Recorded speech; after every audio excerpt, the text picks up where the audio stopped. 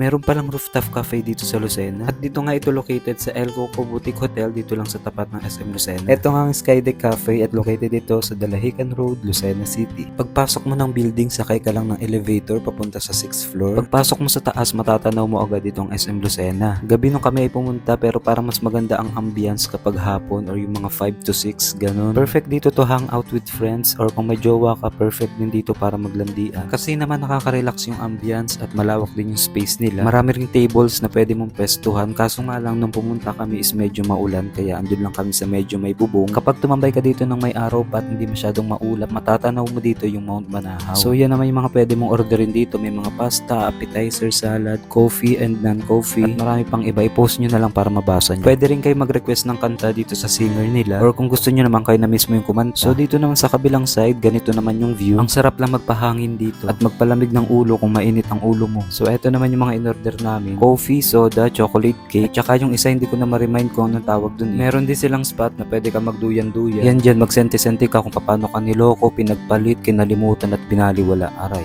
deserve. Anyways, yun lang. For more info, visit nyo na lang yung page nila. Yun lang for today's video. Bye!